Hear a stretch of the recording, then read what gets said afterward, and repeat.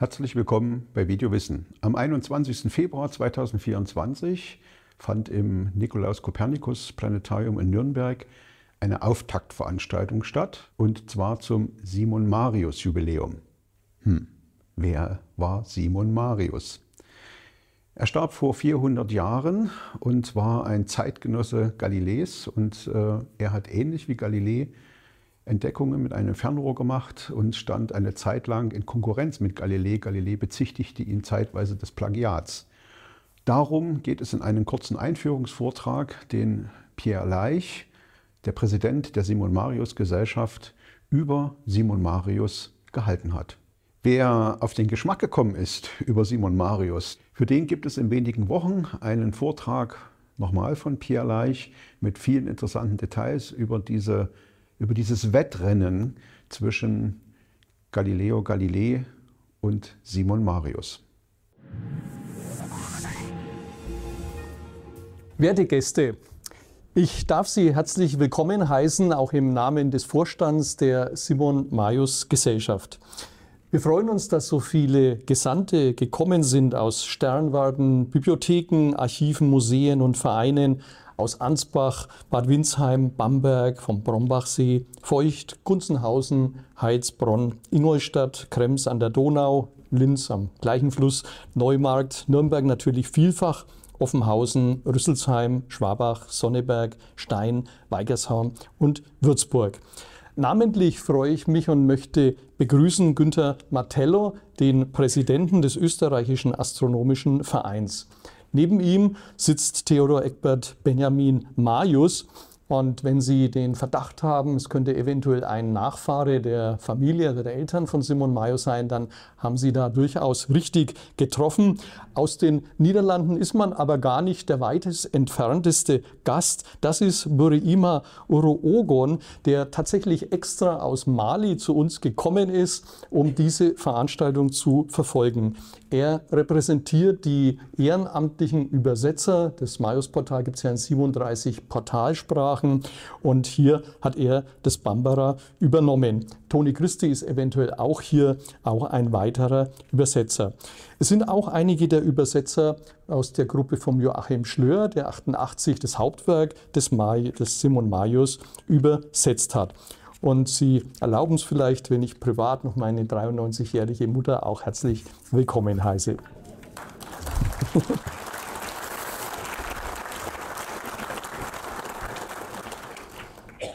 Wir möchten uns aber auch sehr bei den Förderern und Sponsoren des Simon Marius Jubiläums bedanken. Einige Institutionen sind gerade durch Herrn Zielinski schon angesprochen worden, wie der Bezirk Mittelfranken und natürlich die Stadt Nürnberg durch die Bürgermeisterin. Ich begrüße aber auch besonders Frau Angela Nowotny von der Hermann-Gutmann-Stiftung. Und nochmals Professor Leible, der ja nicht nur Präsident der Hochschule Bayreuth ist, sondern auch noch Sprecher des Forums Wissenschaft der Europäischen Metropolregion Nürnberg, von dem wir auch eine Zuwendung erhalten haben. Und auch der Leiter der Geschäftsstelle, Thomas Dreikorn, ist hier unter uns. Und weil ich auch meinen alten Chef, Professor Siegfried Balleis, gesehen habe, will ich auch ihn willkommen heißen. Er hat ja auch in der Metropolregion eine Funktion als Kuratoriumsvorsitzender des Fördervereins Wirtschaft für die Metropolregion Nürnberg. Herr Karl-Heinz Fitz, der Bürgermeister von Gunzenhausen, ist schon begrüßt worden, aber auch hier nochmal vielen Dank. Und die Stadt Ansbach wird heute durch die Frau Wilhelm, die Kulturamtsleiterin, vertreten. Mein Kollege Dieter Hölzl von der AGN ist schon begrüßt worden, aber von mir auch noch. Und das Thema Sachsponsoring wollen wir nicht vergessen. Hier erwähne ich Norman Anja Schmidt. Und von dem letzten Jubiläum ist auch Mark Kaller hier gewesen. Wir wollen aber auch diejenigen Stifter und Spender und Sponsoren herzlich willkommen heißen oder ihnen danken, die nicht persönlich vertreten sind. Das sind die Zukunftsstiftung der Stadtsparkasse Nürnberg für die Stadt Nürnberg. Es ist die Städler Stiftung, der Landkreis Weißenburg-Gunzenhausen, die Vereinigten Sparkassen Gunzenhausen, die Sparkassenstiftung Ansbach, die Eva und Kurt Schneider Stiftung, der Eigentümer dieses Hauses hier, die Energie, die Korst-Pochersche Stiftung sowie weitere Spender von Unternehmen und Einzelpersonen. Es sind einige, die ungenannt bleiben wollten. Was soll jetzt dieses ganze Gedöns um Simon Marius? Wollen sich hier einige Provinzler selbst beweihräuchern? Was ist die Stellung von Simon Marius in der Geschichte der Astronomie? Ich will versuchen, das in aller gebotenen Kürze Ihnen darzulegen. Wir sehen hier das Porträt von Simon Marius. Links oben ist die Orbitaldarstellung der Jupitermonde, die er praktisch zeitgleich mit Galileo Galilei entdeckt hat. Aber Galilei hat einfach schneller publiziert. Das ist in der Wissenschaft nun mal das Übliche, dass dem die Priorität zukommt. Also da ist jetzt nichts dran zu machen, aber sie haben sicherlich zeitgleich agiert. Rechts oben sehen wir eine Darstellung vermutlich von dem Mond. Er hat vor sich ein Perspicillum, das Wort Teleskop war zu der Zeit noch gar nicht etabliert, und hält in seiner rechten Hand einen Zirkel, was ihn als Mathematiker ausweist. In seiner linken Hand hat er so einen Destillierkolben mit einem Aufsatz, Alembic genannt, das weist ihn als Mediziner aus. Simon Marius wurde 1573 in Gunzenhausen geboren. Er war dann lange an der Fürstenschule in Heilsbronn, bevor er 1601 dann nach Prag ging, eigentlich mit dem Plan, bei dem kaiserlichen Hofastronomen Tycho Brahe, so eine Art Assistenzstelle würde man heute sagen, anzunehmen. Dazu kam es aber nicht, denn Brahe starb just zu dieser Zeit, woraufhin der Markgraf ihn dann weitergeschickt hat nach Padua, um dort Medizin zu studieren. Wir heutigen wundern uns vielleicht ein bisschen, komische Kombination, Astronomedizin, aber denken Sie an Aderlass und ähnliche Dinge. Da ist Astronomie, Astrologie und Medizin gewissermaßen ein Komplex. Anschließend geht er wieder zurück nach Deutschland und wird 1606 dann Hofmathematiker, was wir durchaus mit Hofastronom übersetzen können, am markgräflichen Hof in Ansbach, eine Position, die er bis an sein Lebensende beihält. Ansbach war damals schon ein schmuckes Städtchen. Die Aufnahme oder der Stich natürlich stammt kurz aus der Zeit nach Marius. Also jetzt nicht riesengroß, aber schon befestigte Stadt. In Ansbach erinnert man sich durchaus an Marius. Es gibt ein Bodendenkmal und eine Tafel für ihn. Während seiner aktiven Zeit hat Marius 6 Bücher herausgegeben und er hat Kalender produziert von 1601 bis 1629, also durchaus über sein Todesdatum hinaus, war für die Witwe dann sicher auch als Einkommen ganz schön. Sein erstes Buch geht über den Kometen von 1596. Da erweist sich Marius schon als ein sehr guter Beobachter der präteleskopischen Ära. Und er vermisst diesen Kometen, ist aber in der Interpretation durchaus noch sehr traditionell verhaftet. Am Ende seines Lebens wird er wieder ein Buch über einen Kometen schreiben, diesmal über den schrecklichen Kometen von 1618. Schrecklich, Sie erinnern sich vielleicht, der Beginn des Dreißigjährigen Kriegs. In dieser zweiten Publikation wechselt Marius aber die Seiten und geht zu den Modernisten über. Er ist nicht mehr wie Aristoteles der Meinung, dass Kometen etwa Phänomene unserer eigenen Erdatmosphäre sind, sondern dass sie deutlich weiter als der Mond entfernt sind und damit wirklich dem Himmel zuzuordnen sind. In dieser zweiten Schrift bekennt er auch ganz offen Irrtümer seiner ersten und korrigiert die auf redliche Art.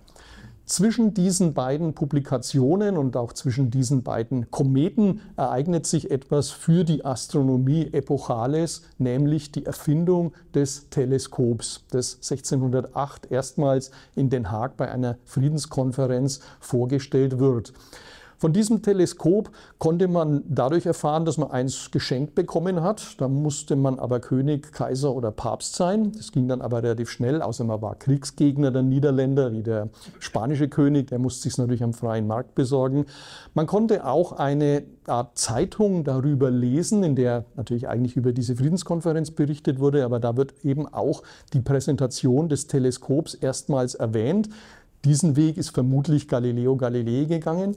Es gibt aber noch einen dritten Weg und der trifft mir bei diesem Simon Marius zu. Es ist nämlich so, dass sein Förderer Philipp Fuchs von Bimbach zeitgleich zu dieser Präsentation in den Niederlanden auf der Herbstmesse in Frankfurt war. Und dort wurde ihm über Vermittlung ein Teleskop gezeigt und angeboten. Dieses Teleskop hatte allerdings einen Sprung in einer Linse und so kam kein Handel zustande. Aber das Wissen um das Teleskop ist auf diese Art und Weise dann nach Ansbach gelangt. Und das war natürlich extrem früh. Ich würde sogar sagen, dass Simon Marius der erste Fachastronom der Welt ist, der außerhalb der Niederlande von dem Teleskop überhaupt erfahren hat.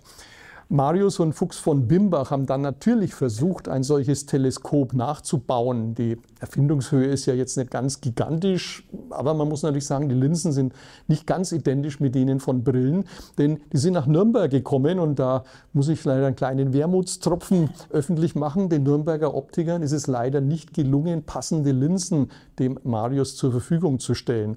Und dadurch hat Marius natürlich enorm Zeit verloren, ein ganzes halbes Jahr, bis Philipp Fuchs von Bimbach sich dann aus den Niederlanden ein fix und fertiges Teleskop gekauft hat.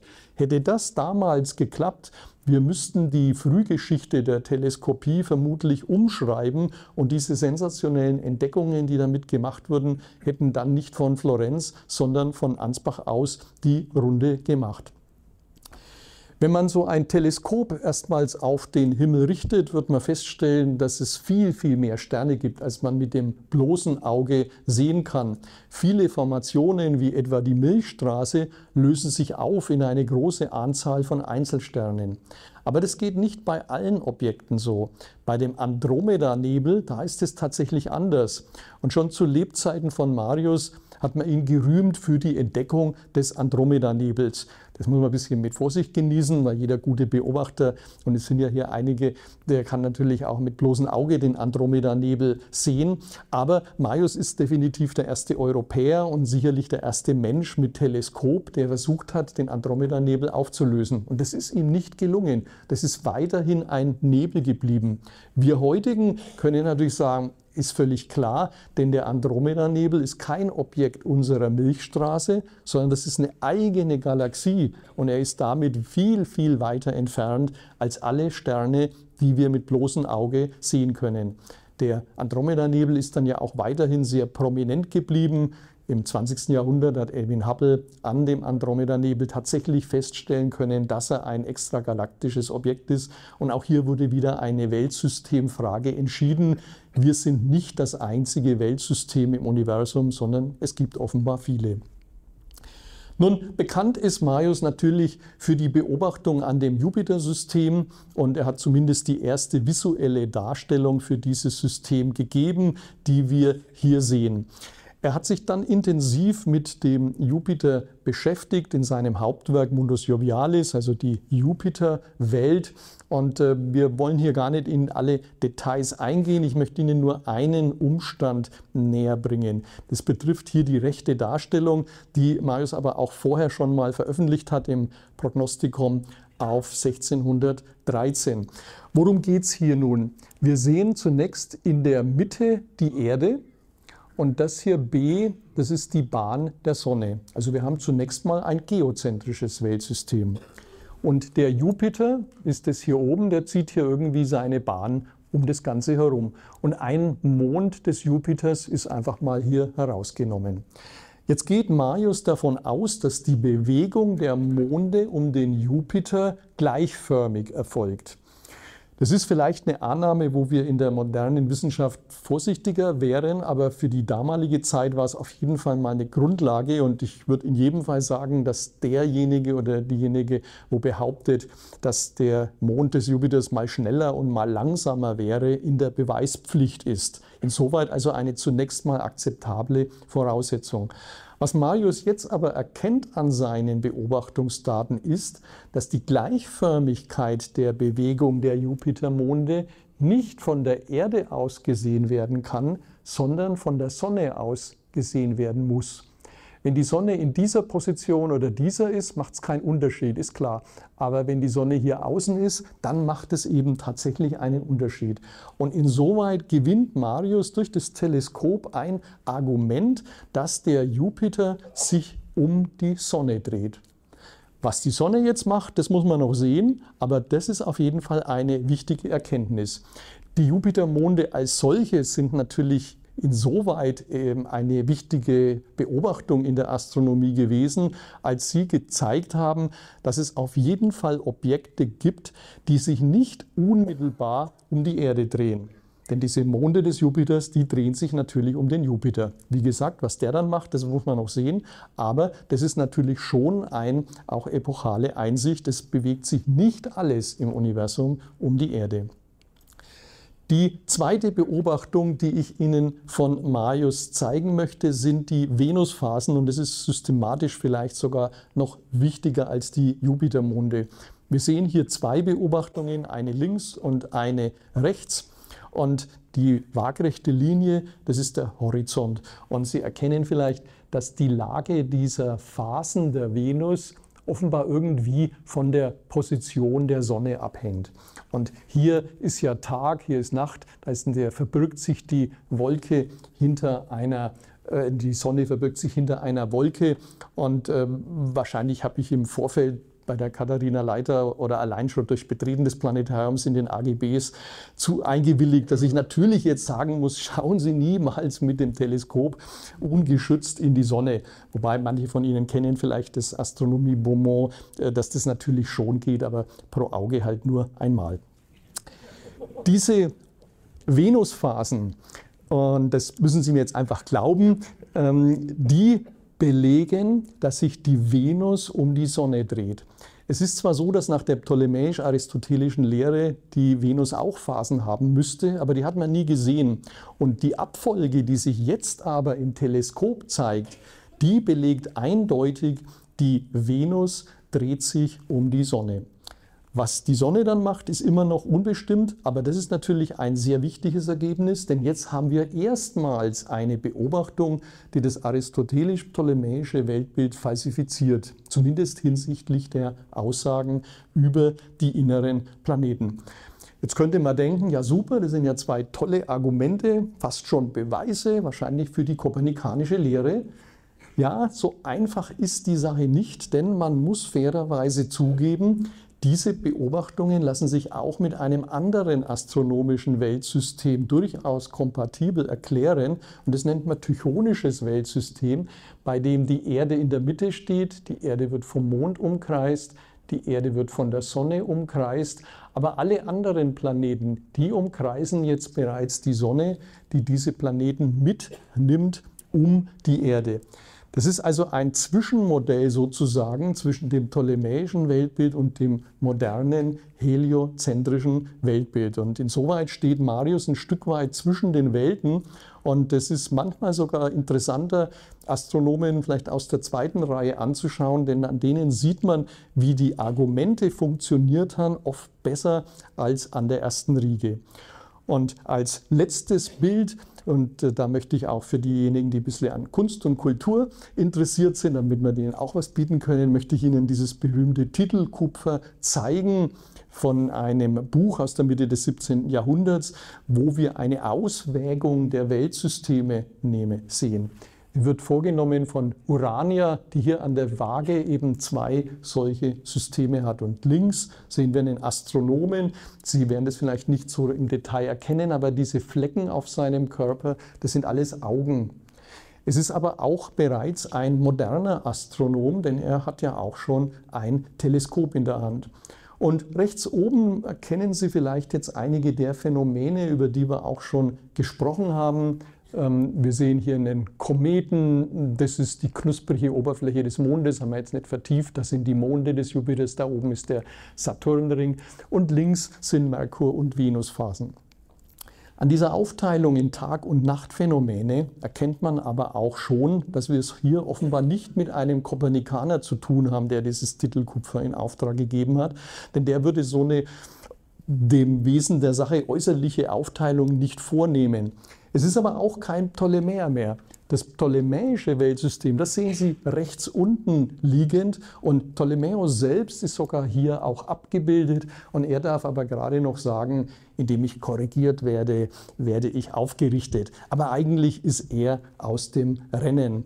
Aber man sieht den Zeitgenossen, hier erschien das kopernikanische Weltsystem mit seinen Argumenten zu leicht. Die schwergewichtigeren Argumente, die scheinen Riccioli hier für ein semitychonisches Weltbild zu sprechen. Simon Marius sagt, dass er auch selbst auf dieses Modell gekommen ist. Das lässt sich aber aus unabhängigen Quellen nicht weiter belegen. Und insoweit sehen Sie, dass dieses Modell, zu dem Marius gekommen ist, aufgrund seiner teleskopischen Beobachtungen sogar noch 3 Generationen nach ihm auch noch diskutiert wurde. Und auch daran erkennt man ein Stück weit, und um jetzt auch noch den Spott in die Metaphorik zu bringen, dass Simon Marius vielleicht nicht die Champions League der Astronomie repräsentiert. Das sind Personen wie Johannes Kepler, das muss man ganz klar sagen. Aber es ist auf jeden Fall Bundesliga. Ich würde sogar sagen Euroleague. Und von daher denke ich, ist es doch wert, den Simon Marius auch zu würdigen. Und damit bedanke ich mich für diese Möglichkeit eines kurzen Beitrags zur Astronomie von Marius. Vielen Dank und viel Vergnügen.